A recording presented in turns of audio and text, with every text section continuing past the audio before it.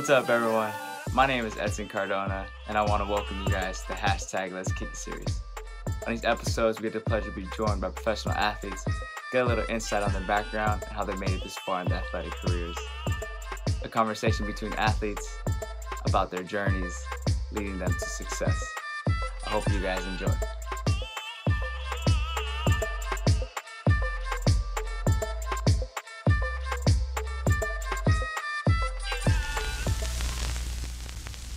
What's up, everyone? Hope you all keep it safe with the COVID-19 pandemic, and my hope is that we're all doing our part in standing in solidarity with the racial justice movement and against police brutality because Black Lives Matter. My name is Edson Cardona, and I want to welcome you guys to another episode of the hashtag Let's Kick It series. On this episode, I have the honor to introduce Benny Diaz.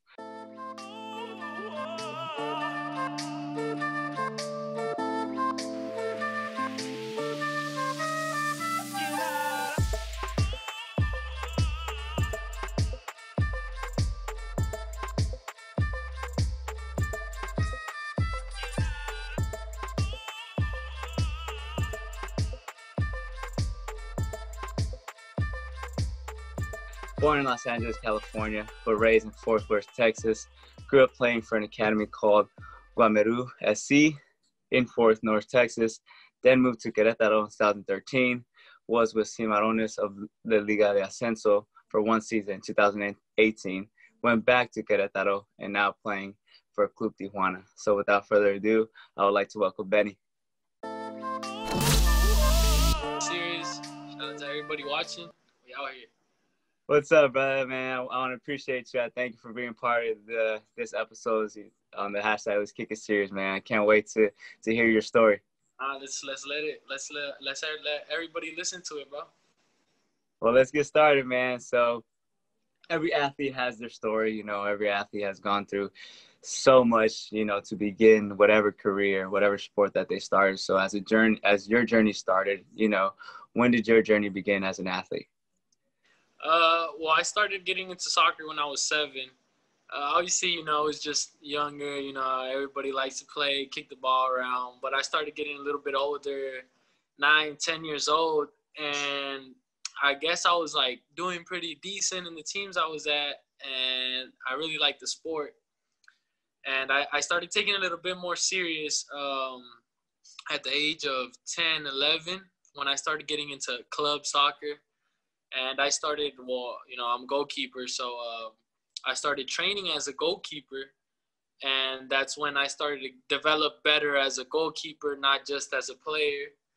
And that's when I was like, okay, I want to do this for a living, you know, I want to give this a shot. So, yeah, about 10, 11 years old was when I was like, you know what, I'm going to fully commit to trying it out, you know. Yeah, I mean, once you saw that you got the skills for it, you know, you end up growing for the sport and putting everything on the field, you know? Yeah, I mean, it was just something that grew upon me. I really loved the sport.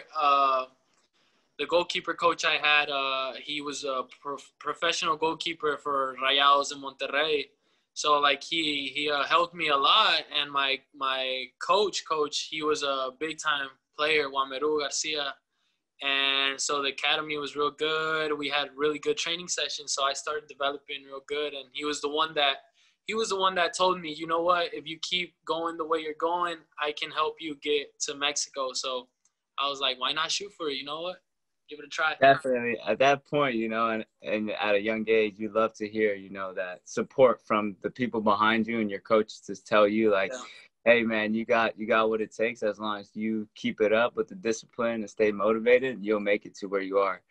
And so at what point did you know, that you can not only be a hobby now, but be something that you can transform into a professional career? Whenever I had my first tryout at the age of 13, I went down to Mexico, and I tried out for Club America first. And they were like, okay, I didn't stay there. I wasn't admitted into the team for the U13s. And, but I felt that sensation. I was like, bro, I can do this. Like, you know, I'm at their level. I mean, I'm getting there. And plus, my dad was like, "You're still too young. Let's give it another year. Let's give it another year." And so next year, when I turned 14, 2013, I went to go try out for Tigres and Rayados. Didn't make the cut, same thing. But, you know, you keep going. And that's when I eventually went to Querétaro. I finally made the cut, and I was like, all right, bro, that's when I moved out to Mexico, and that was like, all right, this is going for real. This is the next step, you know? So about 7 years ago, that's when my journey started in Mexico. Yeah. That was when the journey started as your professional That's when career, everything man. got real. Had to leave everything behind. Had to, you know, friends, family, school, and that's when everything just, you're like, all right, I have to get it all I got. Yeah, I mean, you spoke a little bit about, you know, going and trialing for different teams and not making it, you know, at first. So what was it, you know, that kept you motivated? You spoke a little bit about, you know, that you wanted to keep going, you know, that you had the skills, but what deep down inside was it for you to, like, really not give up? Because, you know, nowadays athletes, when they go out and they, you know, see a coach that doesn't like them or the guys on the team, you know, it's a struggle. So what kept you motivated throughout those years? At such a young age, you know, being able to go at U13, that's insane to be at a young age to go and trial, you know, like you said, leave your family. That was an obstacle that you had to, you know, overcome. So what was the motivation that kept you going? I guess just the experience of it, you know, just being out there, you know, Club America, Tigres, Rayados. I was just like, man, I really want to be over here. You know, it's like, you get that little spine in your back that you want to take off, that you want to kill it. You know you have the abilities that people that are there, and you just want to, like, you want to prove yourself, and you want to prove to the people that told you no.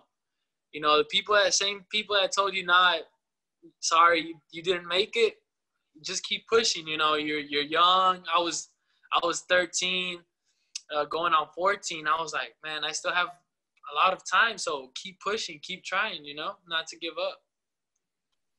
Yeah, the biggest thing as an athlete, you know, and at that age too, is to not give up. I mean, you're gonna have a lot of people that's gonna tell you no, but when you do have that, you know, right moment, you'll have your time to shine, and you gotta take it. You know, no one else is gonna do it for you. And like you said, you know, you can never give up, and you're gonna prove to not only yourself but also those people that told you no. You know, so once you did make it to the professional level, you know, signing your first contract, if you can tell me a little bit about that experience. I mean, you know, it was probably some surreal moment for you, being probably hyped with your family. And so if you can tell me how it was when you signed your first contract. When you mean, first contract with the pros, with first team, after a long process of youth teams, you know, you get a feeling that you kind of succeeded, but you're hungry for more because you know you haven't made it yet. Me personally, I haven't debuted at the pro level. I have signed with the pros and everything, but being a goalkeeper, it's a little bit more time and patience, which is really hard. You know, there's only one goalkeeper on the field, and it's hard for him to switch spots. So for me, it was like a big accomplishment, but at the same time, I just took it as okay, you're one step closer, but you're not there. You know, it's like you're doing good, but keep going. It was happy. I was glad to, because, you know, in Mexico, you have the big numbers, the big 200, 300 numbers, and you finally get the choice to, like, all right, you get a normal number. So, and like name and number on the back of the jersey, and finally being able to give that to your family, it was a great accomplishment for me, but it's not what I wanted yet. You know, I want to complete all my goals, everything that I have. And that was one step. It's like, all right, make it to the pro level. One step. I still have a lot of more goals that I want to accomplish, but don't get me wrong, it's something to be proud of, but you got to know that that's just a little step in your journey. Yeah, it's that stepping stone, right, that you're able to create for yourself. And like you said, you got to stay hungry because you made that goal to be a professional. Boom, check. But now it's like now I'm making this the goal to, once I do debut, man, that's when all the dreams come true. You know, when you're such a little kid just How they trying say, to grind out. they say anybody can make it, but you have to learn how to maintain yourself. You have to maintain yourself throughout the years, because it's true. You know, you see a lot of players come and go, and it's hard, but you have to like keep on pushing to maintain yourself at the high level for many years if that's what you want for your career, you know. A lot of people don't know that too, right? They think that once you make it to the professional level, it's easy. But at the end of the day, the guy to your right, the guy to your left is trying to take your spot. So that you, like you said, that consistency in playing well and performing needs to be, you know, at 100%. Yeah. And so a little bit now about obstacles that you face, you know, leaving home at such a young age, transitioning and adapting to new teams. I mean, you went at a 13-year-old going to 14, leaving your family, you know. You can tell me a little bit about how that journey was for you, just like leaving home at a young age. It was really hard. Honestly, I was happy though, you know, because it was my choice. I was never forced or anything. The thing that I will always be thankful for is the support that my family gave me, that my parents did. Without them, I wouldn't even have started this journey to Mexico, because any other 13, 14-year-old parent to their son telling them, hey, you're going to go to a different country to fulfill your dream, some of them think it twice, you know. It's something real hard for them to do. I was 8th grade, about to become a freshman. So I was like, man, do I really want to do all this? And I was like, all right, let's give it a try. And so, you know, first couple months without your family, your siblings, it's hard, like, because you have to adapt to a whole new country that, yeah, you've been to before, you know the language, but you wouldn't fully speak it on a daily basis. So at first my thing was, I was good at Spanish, but there were some things that I was wrong at, you know, my grammar. And so, like, you know, not getting made fun of, but it was just like, you know, you're like, hey, bro, that's not how you say that, or you're getting corrected. You're like, oh, my God, you know. So that was one thing that was kind of hard for me. I had to learn how to speak better Spanish. And then with my family, it was real tough. There was nights where I was just like, do I really want to be over here? Should I go back? I would talk to friends, and I would see them freshman year going to high school, and I was like, man, dude, I kind of want to go back. You know, it was a real tough first year. After that first year, things got better, and that's how I overcame. Like, I was like, okay, you know, I'm starting to like this. I like being in Mexico. You know, I like training on a daily basis. This is my job, you know. I wouldn't give it up for anything. But it was, trust me, that first year, oh, even my mom was like, if you didn't come back that first year, I know I wasn't ever going to get you back. And, yeah, you know, they suffered, I suffered, but it's all for better, you know. Yeah, you definitely had to sacrifice a lot, like you said. And at the end of the day, it was all worth it, you know, where you are now. You made it. You made your dream come true, and you never gave up. That mental side, you know, goes hand in hand with the sport, because at the end of the day, if, yeah, you are missing your family and this and that, but if you can't perform while being away from home, it's like a whole different thing, you know.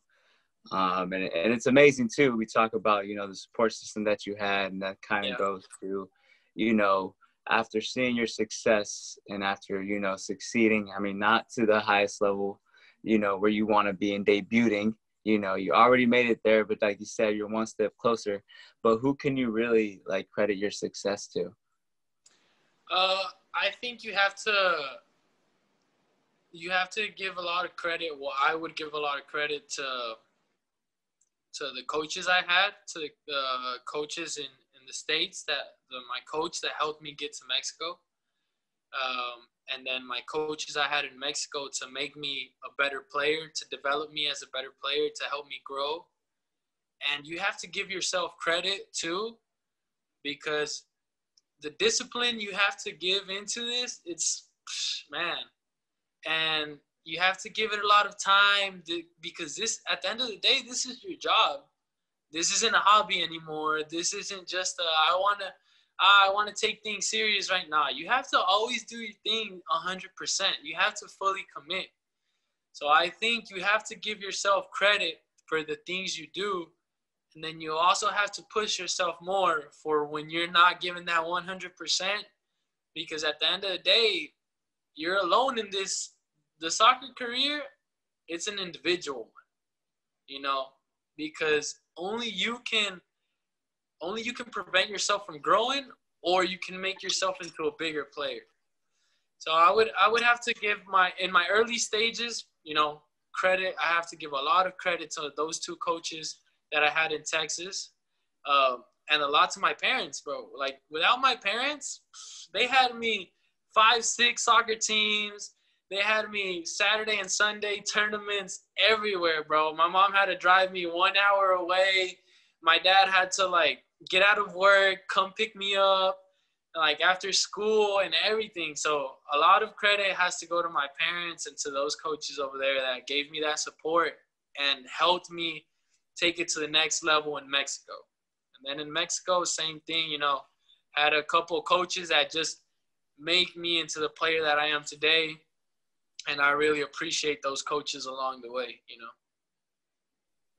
Yeah, I mean, we tend to forget, you know, to credit ourselves, and you pointed it out perfectly. I mean, you have to remember all that discipline, all that crying at times, the sweat, everything, the blood that you put onto the field. Like, you got to credit, you know, yourself for putting in that effort. And you spoke a lot about, you know, the people who supported you and always believed in you. And at the end of the day, you know, you're there also because of them. And seeing that they helped you grow and be the player that you became is, like, even more amazing to see. And it's a blessing also to have, you know, your family, like you said, to be there to support you leaving at the age of 13. I mean, people don't know, but behind the scenes, you know, it's crazy. It's hard, man. It's real hard to leave at that age. Like you said it. There's nights where you just feel that loneliness, you know. You don't have your family there to wake up to, you know, mom and dad ain't there. You don't get to see your siblings grow. I have 2 younger sisters, and me not being able to see them grow is just like, damn, like, I don't get to spend Christmas, you know, my birthday or their birthdays. You know, I missed out on a lot of important dates, but you have to work through all that and know that at the end of the day, your sacrifice is all going to be paid off if you put in that work. If you trust it, it's all going to be worth it. You know, I don't regret anything at all, not any of the choices I've made. And I think that's what's also helped me, like, maintain that level that I've been at. Definitely. I mean, sacrificing what you did, being at such a young age, I mean, I can't emphasize that much more, but, you know, people really don't really see, you know, what goes on when players at a young age go to a different country, you know, what they have to go through. And it's amazing. I mean, your story to see, like, hey, you made it, man. Like, yeah, you're one step. And I know, I mean, you're almost there. I mean, I can't wait. So it's amazing to see, though, you know, you started from the bottom and you got denied at first. And I mean, that motivation, like I spoke about a little bit, and like you did this whole time, it just pushed you through, you know, you never gave up. And so, I mean, what advice could you give to your younger self about the journey that you've taken? I think I would give myself the advice sometimes, you know, like I've said, there's times where you want to give up, and there was times where I would slack off just because of that. It's like, because there's you know, you have moments that you feel good, and then there's moments that you're down here where you're like, man, I want to quit, man. I guess I would just tell myself, because I realized I became a hard worker, as into put in more extra work till the age of like 17 or 18. When I realized that, okay, you know, competition gets more and more serious, where it gets harder, it's more leveled. When I was on the U17s, I used to play a lot. And I would, since I knew I was the starting keeper for the U17s, I would just be like, hey, I got this. I got promoted to the U20s, which is one level under pro division. And that's when I started to notice that, okay, me just being good is not going to cut it. So I would advice to myself would be like, never think you're good enough. Like, soccer nowadays you can't just be a talented player. Back in the day, talent, you didn't even have to work. No gym, no extra hours, take a healthy diet, none of that. I think that I would give myself I would give myself advice to healthier diets, maybe put in that extra work at a younger age, and then just keep pushing yourself, not to go into a comfort zone, be comfortable with what you're doing. So I learned that at the age of like 18, 19. That's when I was like, okay, I gotta do something else, or else I'm going back home. I'm going back. Yeah, you definitely, when you get to the pro level, I mean, it's totally different, like you said, and you can't be comfortable. I mean, at the end of the day, your consistency in playing, and I mean, you saw it, firsthand on, hey, if I don't play well, the next guy's going to take my spot, and there it goes, And so it's amazing to see, though, too, like, you figure that out. Some guys, they see that, and it's either too late or they give up. And like I said, the mental side just takes over, and it's like, I'm not playing, the coach doesn't like me, or I'm not getting my chance. And when I do, I don't perform. So it's like, you got to take all those things into consideration when you're already there. I mean, the guys, like you said, you got no friends. It's an individual, it's a team sport, but it's an individual sport, in itself, when you're playing for yourself, So your favorite soccer moment, I'm going to, give you a little surprise, question. If you can give me your, best game that you played, or the best player you played against, or I don't know, if you give me your best soccer moment that you can remember. Let me think. I got a couple of good ones. Obviously, I think I was really happy when I got called up to the U.S. national team. I think that was one of the, best moments, best news I received. It was just like, wow, like, I wasn't expecting it, honestly. Honestly, it was extremely humbling to be able to get a national team call up. I went to Europe, and we were champs of the tournament we played for the U.S. national team. I got to play a game. I think that was a great moment, And I'm pretty sure the greatest moment I'm gonna have is when I debut, man. Just wait for that. Just wait for that. That's gonna be part two. Part two. Yeah. I'm gonna give you that moment. Yeah. We're definitely gonna be waiting for that moment, man. But like you said, those moments are what we live for as athletes. And like you said, I mean, you say it with such passion, and being able to represent your country is amazing, and we can get a little into that. I mean, how was that for you to go to Europe to experience the national team and all that? How was that? I think for me, that I have the dual citizenship, Mexico or being with the United States. Obviously, if I were to be called up to the Mexican national team, I'd love to be in it, of course. Growing up, your family goes for Mexico. You grow up watching Mexico, and you have all these idols and stuff, but you grow up in the United States. So it's like, what people don't understand, you're divided between two cultures, two countries, but you feel the same passion for both. You're like, man, you support things in the States, and then you got, your parents, your whole background coming from Mexico. And when I got the chance to represent the United States, man, when you put on that jersey, when you're with everybody there, it's just, you're like, dang, you're on a national team. You're not a club no more. Traveling to Europe was crazy. I had never been to Europe. Getting to meet other players that were already at European level, getting to know other players that had already debuted at a younger age. You're like, dang, you make good friends and everything. But just the sensation of being there, you know, seeing your name on a roster and you putting on that crest and getting on the field and hearing that national anthem, man, when I heard that national anthem, and you get chills. You get chills out on the field, you know. It's a surreal moment, huh? Yeah, bro. You're like, dang, I'm really here, you know. But it's crazy, you know. You take in every moment and you learn how to enjoy it. You know, you embrace the moment and you try to take the opportunity to the best way that you can.